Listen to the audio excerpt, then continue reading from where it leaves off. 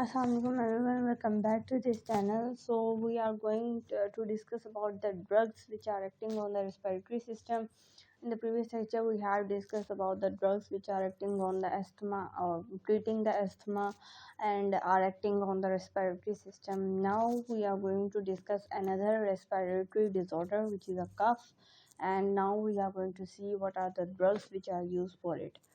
So first of all, I am going to tell the definition of a cough. So what is cough? So cough is actually not a disease, but it is a defensive mechanism.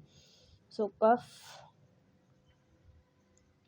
is a defense mechanism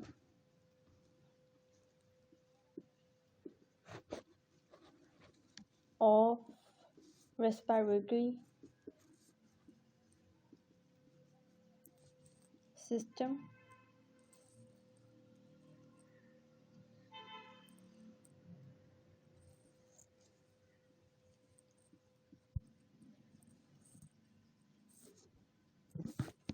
in response to stimulants.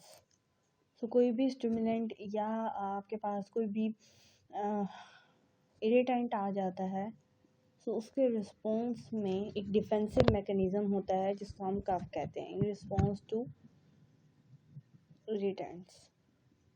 सो ये आपकी definition है कफ की, ठीक है। सो ये एक defensive mechanism है respiratory system का इन रिस्पॉन्स टू इरिटेंट्स, ठीक है। सो अब बात कर लेते हैं कि कफ में आपको किस किस डिजीज़ में आपको कफ होगा, ठीक है, या कफ होने की कॉजेज़ क्या हैं, ठीक है ना। सो कॉजेज़ तो सबसे पहले यही है कि आपको कोई और डिज़ीज़ है, ठीक है। अब कोई और डिज़ीज़ होने की वजह से एज अ सिम्टम्स के तौर पे आपको कफ हो सकता है। और कौन कौन सी और डिजीज़ हैं, लाइक जब आपको कॉमन कोल्ड होता है तब आपको कफिंग होती है, तो वो एज अ सिम्टम आ रहा होता है उसके अंदर एक डिफेंस मैकेनिज्म के तौर पे। इसके अलावा एक और डिज़ीज़ है, इसमें भी एज अ सिम्टम्स के तौर पे आपको कफिंग होना स्टार्ट हो जाती है। इसके अलावा जब आपको कोई बैक्टीरियल इन्फेक्शन होता है उनकी वजह से भी आपको कफिंग स्टार्ट हो सकती है, ठीक है। सो कुछ डिजीज़ हैं जिनमें कफिंग एज अ सिम्टमेटिक जो है वो सिम्टम्स अकर हो रहे हैं, बाकी कोई भी इतनी बड़ा कोई डिजीज़ नहीं है, ठीक है। नेक्स्ट हम लोग देख लेते हैं कि कफ की टाइप्स कितनी हैं। तो ये हमने कॉजेज़ देख लिए थे कफिंग के, अब हम इसकी टाइप्स देख लेते हैं कि कितनी टाइप्स की कफ होती है। So usually types of cough दो तरह की हैं इसकी टाइप्स। सबसे पहली जो कफ होती है वो होती है ड्राई कफ। ड्राई कफ वो कफ होती है जिसमें कोई स्कूटम प्रोड्यूस नहीं होता या कोई म्यूकस जो है वो बाहर नहीं आता है, ठीक है। So the dry cough is a type of cough in which no mucus is coming out. और दूसरी चीज़ याद रखनी है कि ये हमारे लिए इतनी बेनिफिशियल नहीं होती। सो ये हमारे लिए बेनिफिशियल नहीं है, ठीक है। सो ये ड्राई कफ हमारे लिए बेनिफिशियल नहीं होती। जो दूसरी टाइप है कफ की वो होती है प्रोडक्टिव कफ। सो ये अपने नाम से ही बता रहा है कि प्रोडक्टिव है, तो इट्स मीन कि ये हमारे लिए बेनिफिशियल होगी। सो प्रोडक्टिव कफ कौन सी होती है? The cough in which the mucus और the sputum coming out of the mouth. So ये हमारे लिए बेनिफिशियल होती है, ठीक है। सो ये इन दोनों में एक डिफरेंस आ गया है। सो अब हमने ड्राई कफ के लिए जो हम ड्रग्स देंगे तो वो हम क्या देंगे, वो ऐसी ड्रग्स होंगी जो ड्राई कफ को ब्लॉक करेंगी, जो ड्राई कफ को ख़त्म करेंगी। सो जो ड्राई कफ के लिए ड्रग्स होंगी वो इसको ब्लॉक कर देंगी। बट जो ड्रग्स देंगे हम प्रोडक्टिव कफ की सूरत में, तो वो ड्रग्स प्रोडक्टिव कफ को और ज़्यादा करेंगी, यानी इसको और ज़्यादा इनकरेज करने वाली होंगी, इनको ब्लॉक नहीं करेंगी, इसको स्टिमुलेट करेंगी, क्योंकि ये हमारे लिए बेनिफिशियल है। सो इसके लिए जो ड्रग्स होंगी वो इसको और ज़्यादा स्टिमुलेट करेंगी। बट जो ड्रग्स हम ड्राई कफ के केस में देंगे तो वो उनको ब्लॉक कर रही होंगी। अच्छा, तो अब हम लोग बात कर लेते हैं तो कौन सी ड्रग्स हैं जो ड्राई कफ में आप यूज़ करते हैं। सो जगह कम होने की वजह से मैं यहाँ पर लिख रही हूँ। सो वो ड्रग्स जो ड्राई कफ को ट्रीट करती हैं उन ड्रग्स को हम कहते हैं anti tussive drugs. So antitussive drugs की सबसे पहले आप डेफिनेशन लिखेंगे कि these are the drugs which are use to treat our non productive cough और you can say our dry cough, ठीक है। सो ये ड्राई कफ को ट्रीट करेंगी। अब हम इसमें देख लेते हैं कि कौन सी ड्रग्स आ जाती हैं, कौन सी नेचर की ड्रग आती हैं। सबसे पहले इन ड्रग्स को हम उनकी नेचर की बेस पे डिवाइड करते हैं। सो दो तरह की या दो नेचर की ड्रग्स यूज़ होती हैं। जो फर्स्ट नेचर की ड्रग है वो है ओपियोइड्स, ओपियोइड्स ड्रग्स, और दूसरी होती हैं नॉन ओपियोइड्स। अच्छा, ये पी के बाद भी आ जाता है, ठीक है, ओपियोइड ड्रग्स, ठीक है। तो स्पेलिंग मिस्टेक को आप लोग प्लीज़ इग्नोर कीजिएगा, मैं इसको दोबारा ही लिख लेती हूँ।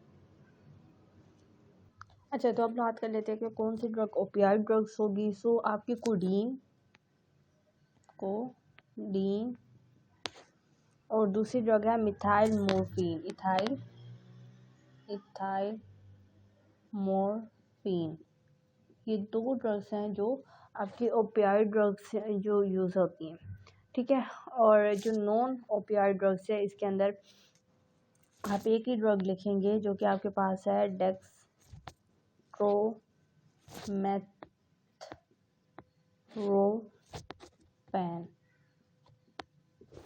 ठीक है। सो ये देख लें कि ये आपके पास नॉन ओपियोइड है डेक्स्ट्रोमेथ्रोफेन, और कोडीन और इथाइल मोर्फिन ये दो ओपियोइड ड्रग्स हैं।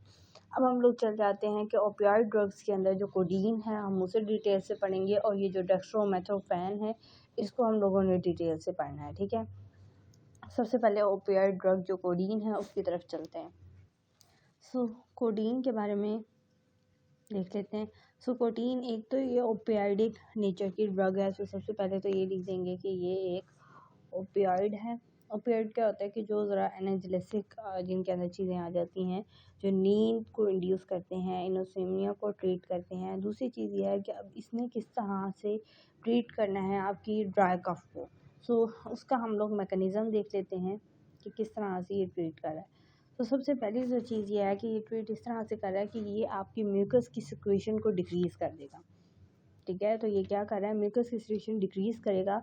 सो ये किस पे एक्ट करेगा, बीटा-2 जो रिसेप्टर्स आपके प्रेजेंट होते हैं लंग्स के स्मूथ मसल्स में उनके ऊपर इफेक्ट करेगा और उनको कहेगा कि वो सिक्रेशंस कम कर दें। वो कम होंगी तो ठीक हो जाएगा। दूसरी चीज़ ये है कि आपके ब्रेन के अंदर, ये ब्रेन में जाएंगे और ब्रेन के अंदर जो कफिंग सेंटर होगा, जिस सेंटर के अंदर कफ के सिग्नल्स जा रहे होंगे उसको जो है वो डिसेंसिटाइज कर देगा या उसको ब्लॉक कर देगा। इस तरह का आप कह सकते हैं कि जिसकी वजह से आपके ब्रेन में जो वो कफिंग सेंटर है वो ब्लॉक होगा और फिर आपको कफ नहीं आएगा, ठीक है। तो इसके दो तरह से ये एक्ट करता है। तीसरी चीज़ इसके बारे में जो आपने लिखनी है वो इसके एडवर्स इफेक्ट है, जाहिर बात है। इस और दूसरी चीज़ आपने इसके बारे में याद रखनी है कि आपने हमेशा लो डोज में ये पेशेंट को देना है, ठीक है, क्योंकि ये एनाल्जेसिक इसका एक्शन आ जाता है। सो अगर आप हाई डोज में देंगे तो वो उल्टा पेशेंट के लिए बेनिफिशियल नहीं रहेगा। तो हमेशा लो डोज इसकी आप लोगों ने देनी है। तो एडवर्स इफेक्ट इसके लो डोज में भी आएंगे, लाइक कॉन्स्टिपेशन पेशेंट को हो सकता है,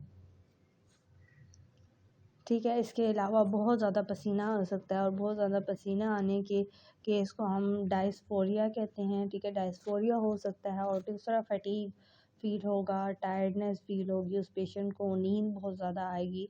तो ये कुछ इसके एडवर्स इफ़ेक्ट हैं जो कोडीन की वजह से होते हैं, ठीक है। सो हमने कोडीन जो कि ओपियाइड ड्रग्स के अंदर हमने कोडीन देखी थी वो तो हम लोगों ने देख लिया। अब नॉन ओपियाइड ड्रग्स में जो डेक्स्ट्रोमेथोफेन ड्रग है, अब हम इसके बारे में डिटेल से पढ़ते हैं, ठीक है। अच्छा बच्चों, तो अब बात कर लेते हैं डेक्स्ट्रोमेथोफेन की, जो कि एक नॉन ओपियाइड ड्रग है। तो डेक्स्ट्रोमेथोफेन, ठीक है। सो ये वाली जो ड्रग है, सबसे पहली तो बात यह है कि ये नॉन ओपियाइड है। सो इस वजह से इसका कोई एनाल्जेसिक इफेक्ट नहीं है। सो ये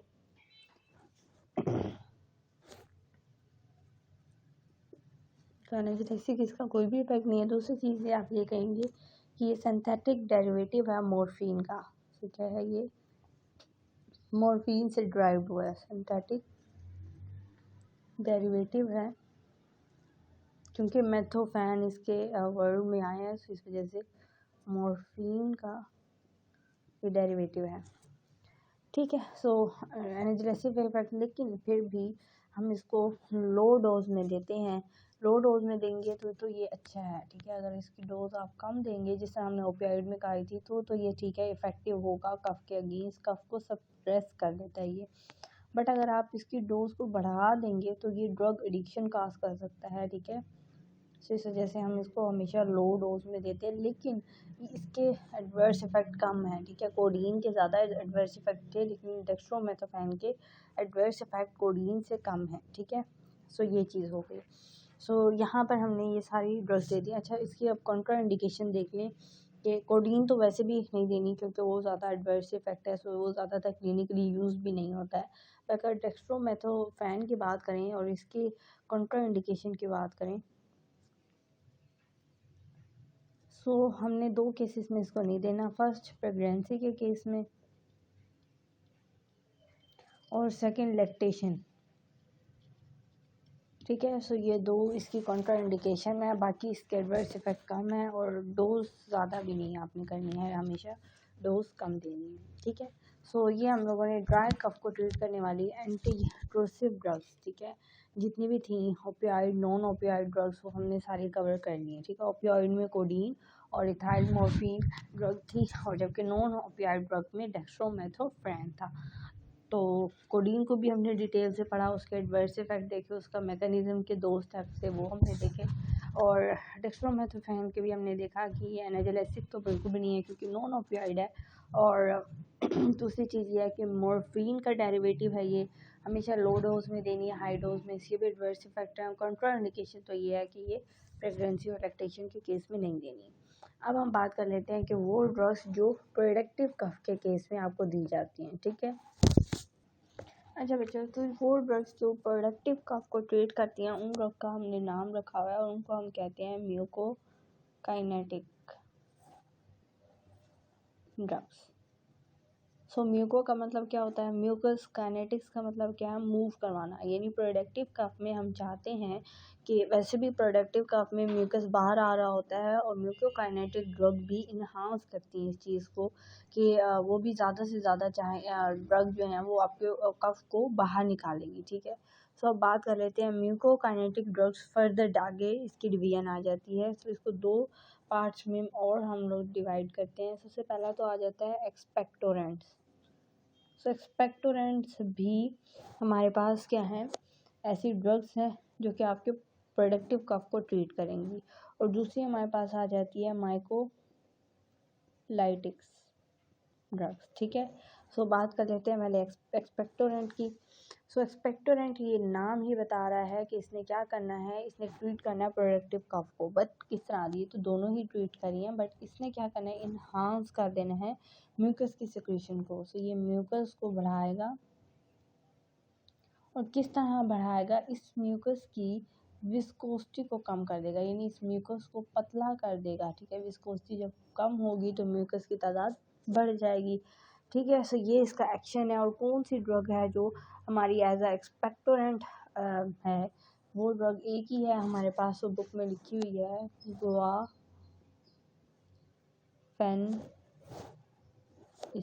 ठीक है, सो गोवा जाना है, फैन ने हमारे जितने भी फैंस हैं इसिन से। ठीक है, सो गुआफेनिसिन। ठीक है, सो ये आपकी ड्रग का नेम आ गया। ठीक है, और ये चीज़ होती है, इसके बारे में बस बुक में ज़्यादा तो नहीं लिखा है, बस ये लिखा है कि ये एक एक्सपेक्टोरेंट है, सिंगल इंडिकेटियन इसमें यूज़ होता है, और ज़्यादातर हम इसको कंबाइन देते हैं। मतलब जो हमारे पास कोडीन और डेक्स्ट्रोमेथोफैन है, उसको इसको कंबाइन देते हैं। ठीक है, सो नेक्स्ट हमारे पास जो ड्रग आ जाती है वो है माइकोलाइटिक्स ड्रग। सो अगर हम माइकोलाइटिक्स ड्रग की बात करें ना, अच्छा इसकी भी एक कंट्रा इंडिकेशन है, वो भी आप लिख लें। इसकी कंट्रा इंडिकेशन वही आ जाती हैं कि प्रेगनेंसी